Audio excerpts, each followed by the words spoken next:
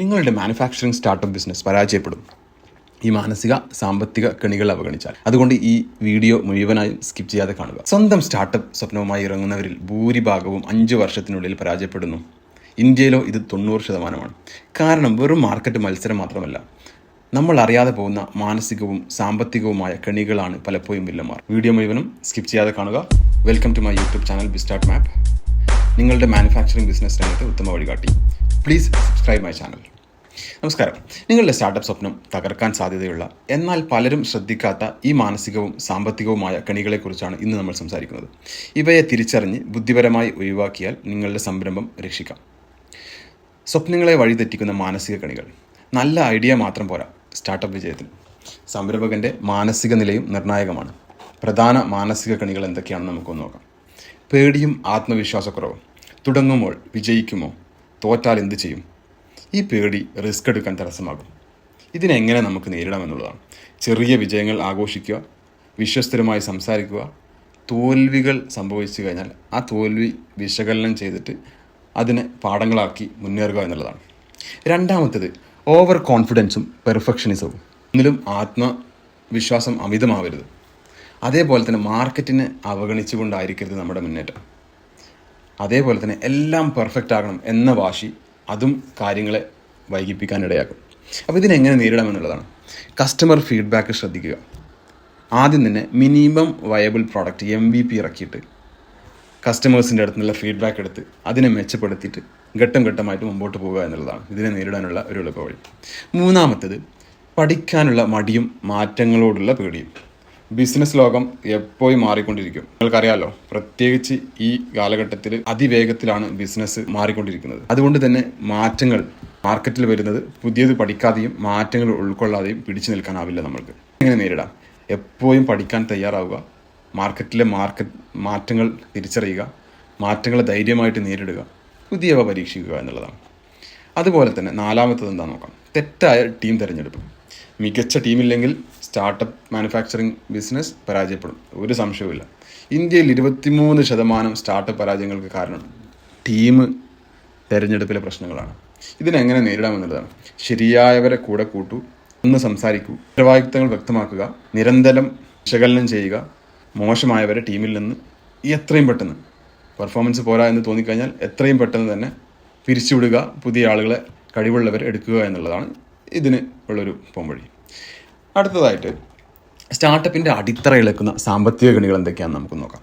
പണത്തിൻ്റെ കാര്യത്തിൽ പിഴച്ചാൽ സ്റ്റാർട്ടപ്പ് താഴെ പോകാൻ വളരെ എളുപ്പമാണ്. പ്രധാന സാമ്പത്തിക കെണികൾ എന്തൊക്കെയാണെന്ന് നോക്കാം. ഒന്നാമതായിട്ട് കൂടുതൽ ചിലവാക്കലും നമുക്ക് പ്ലാനിങ് ഇല്ലായ്മയും. കൃത്യമായ ബഡ്ജറ്റോ പ്ലാനോ ഇല്ലാതെ അമിതമായി ചിലവഴിക്കുന്നത് പെട്ടെന്ന് ഫണ്ട് തീർക്കും. 29% സ്റ്റാർട്ടപ്പുകൾ ഇങ്ങനെയാണ് പരാജയപ്പെടുന്നത്. ഇതിനെങ്ങനെ നേരിടാമെന്ന് നോക്കാം. കൃത്യമായ ബഡ്ജറ്റ് ഉണ്ടാക്കുക, ക്യാഷ് ഫ്ലോ ശ്രദ്ധിക്കുക, അത്യാവശ്യത്തിന് മാത്രം ചിലവഴിക്കുക. ആ ബഡ്ജറ്റിൽ നിന്ന് പ്ലാനിൽ നിന്ന് വ്യതിചലിക്കാതെ വളരെ സൂക്ഷ്മമായിട്ട് മാത്രം നമ്മുടെ കയ്യിലുള്ള ഫണ്ട് ചിലവഴിക്കുക എന്നുള്ളതാണ്. രണ്ടാമതായിട്ട് കിട്ടിയ പണം ശരിയായി ഉപയോഗിക്കാതിരിക്കൽ. ലഭിക്കുന്ന നിക്ഷേപം അനാവശ്യ കാര്യങ്ങൾക്ക് ഉപയോഗിക്കുന്നത് ഗുണത്തേക്കാളേറെ ദോഷം ചെയ്യും. അതായത് നേരത്തെ പറഞ്ഞ പോലെ നമ്മുടെ ബഡ്ജറ്റ് അല്ലെങ്കിൽ പ്ലാനിങ്ങിൽ ഇല്ലാത്ത പുതിയതായിട്ടുള്ള കാര്യങ്ങൾ നമ്മൾ അതിൽ നിന്നും റൂട്ട് മാറ്റി വകമാറ്റി ചിലവഴിച്ചു കഴിഞ്ഞാൽ നമുക്ക് ആവശ്യത്തിനുള്ള പണം തികയാതെ വരും. അത് കാരണം പ്രോജക്റ്റ് ഫണ്ട് നമ്മുടെ പ്ലാനിങ്ങിൽ നിന്ന് വൈകും. അത് നമ്മുടെ ബിസിനസ്സിനെ ബാധിക്കുമെന്നുള്ളതാണ്. ഇതിനെങ്ങനെ നേരിടാമെന്നുള്ളതാണ്. ഫണ്ടിങ്ങിന് വ്യക്തമായ പ്ലാൻ വേണം, അത് നിരന്തരം വിശകലനം ചെയ്യണം. അതുപോലെ തന്നെ നിക്ഷേപകരുമായിട്ട് നല്ല ബന്ധം നിലനിർത്തണം. നമ്മൾ നല്ല റിലേഷൻഷിപ്പ് നിക്ഷേപകരുമായിട്ട് ഉണ്ടാക്കിയാൽ മാത്രമേ നമുക്ക് പിന്നീട് ആവശ്യമുള്ള സമയത്ത് അവരിൽ നിന്നും കൂടുതൽ നിക്ഷേപം നമുക്ക് സ്വീകരിക്കാൻ പറ്റുകയുള്ളൂ. മൂന്നാമതായിട്ട് പണം വരാനുള്ള വഴി കൃത്യമല്ലാത്ത അവസ്ഥ. എങ്ങനെ പണം ഉണ്ടാക്കുമെന്ന ധാരണയില്ലെങ്കിൽ സംരംഭം അധികകാലം മുന്നോട്ട് പോകില്ല. ഇതിനെങ്ങനെ നേരിടാമെന്നുള്ളതാണ്. നിങ്ങളുടെ ബിസിനസ് മോഡൽ വ്യക്തമാക്കുക, പ്രോഡക്റ്റിന് കൃത്യമായ വിലയിടുക. നാലാമതായിട്ട് റെഡിയാവാതെ മാർക്കറ്റിൽ ഇറങ്ങുന്നത്. പ്രോഡക്റ്റ് പൂർണ്ണമാകും മുമ്പോ മാർക്കറ്റ് പഠിക്കാതെയോ ഇറങ്ങിയാൽ വലിയ സാമ്പത്തിക നഷ്ടം സംഭവിക്കാം. സമയം കുറച്ച് കൂടുതൽ വൈകിയാലും നമ്മൾ പൂർണ്ണമായിട്ട് റെഡിയായ ശേഷം മാത്രം എല്ലാ മാർക്കറ്റ് സ്റ്റഡിയും പ്രോഡക്റ്റിൻ്റെ പൂർണ്ണതയും വരുത്തിയ ശേഷം മാത്രം നമ്മൾ മാർക്കറ്റിലേക്ക് നമ്മുടെ പ്രോഡക്റ്റുമായിട്ട് ഇറങ്ങുക എന്നുള്ളതാണ്. ഇതിനെങ്ങനെ നേരിടാമെന്നുള്ളതാണ്.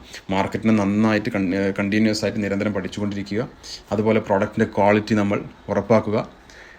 അതുപോലെ ആദ്യം ചെറിയ രീതിയിൽ ടെസ്റ്റ് ചെയ്യുക. ബൾക്കായിട്ടുള്ള പ്രൊഡക്ഷന് പോകുന്നതിന് മുമ്പ് ചെറിയ ചെറിയ ബാച്ചിൽ നമ്മൾ നമ്മുടെ പ്രോഡക്റ്റ് ഉണ്ടാക്കി മാർക്കറ്റിലിറക്കി അതിൻ്റെ ഫീഡ്ബാക്ക് എടുത്ത് അതിലുള്ള ഫീഡ്ബാക്കിനനുസരിച്ചുള്ള മാറ്റങ്ങൾ വരുത്തി നമ്മൾ ഘട്ടം ഘട്ടമായിട്ട് നമ്മളുടെ പ്രോഡക്റ്റിൻ്റെ പ്രൊഡക്ഷൻ ക്വാണ്ടിറ്റി കൂട്ടി മുന്നേറുക എന്നുള്ളതാണ്. ഈ കെണികൾ ഒഴിവാക്കാനുള്ള ചില പൊതുവായ വഴികളുണ്ട്. നമ്മൾ മാനസികമായിട്ടും സാമ്പത്തികമായിട്ടുമുള്ള ഇത് നമ്മൾ ഡിസ്കസ് ചെയ്തു. ഇനി പൊതുവായിട്ടുള്ള ചില കാര്യങ്ങൾ. ഒന്ന്, അനുഭവ സമ്പന്നരായ ഒരു മെൻറ്ററെ കണ്ടെത്തുക എന്നുള്ളതാണ്. അടുത്തത്, ലീൻ സ്റ്റാർട്ടപ്പ് രീതി പിന്തുടരുക. അതായത് കുറഞ്ഞ ചിലവിൽ തുടങ്ങിയിട്ട് ഫീഡ്ബാക്കിലൂടെ മെച്ചപ്പെടുത്തുന്നതിനാണ് നമ്മൾ ലീൻ മാനുഫാക്ചറിങ് എന്ന് പറയുന്നത്, ലീൻ സ്റ്റാർട്ടപ്പ് എന്ന് പറയും. അതേപോലെ തന്നെ വ്യക്തിഗത സാമ്പത്തികവും ബിസിനസ് സാമ്പത്തികവും വേർതിരിച്ച് തന്നെ സൂക്ഷിക്കുക. നമ്മൾ ഒരിക്കലും അത് ചെയ്യരുത്. അടുത്തത്, സ്റ്റാർട്ടപ്പ് യാത്ര വളരെ ആവേശകരമാണ്. എന്നാൽ ഈ മാനസികവും സാമ്പത്തികവുമായ കെണികൾ ശ്രദ്ധിച്ചില്ലെങ്കിൽ വീഴ്ച സംഭവിക്കാം. ഇവയെക്കുറിച്ച് വ്യക്തമായ അറിവുണ്ടെങ്കിൽ അവയെ ബുദ്ധിപരമായി ഒഴിവാക്കി നിങ്ങളുടെ സ്റ്റാർട്ടപ്പ് സ്വപ്നം എത്രയും പെട്ടെന്ന് നമുക്ക് യാഥാർത്ഥ്യമാക്കാനും വലിയ നഷ്ടങ്ങൾ നമുക്ക് ഒഴിവാക്കാനും പറ്റും. അറിവും കൃത്യമായ തയ്യാറെടുപ്പുമാണ് വിജയത്തിൻ്റെ താക്കോൽ എന്ന് പറയുന്നത്.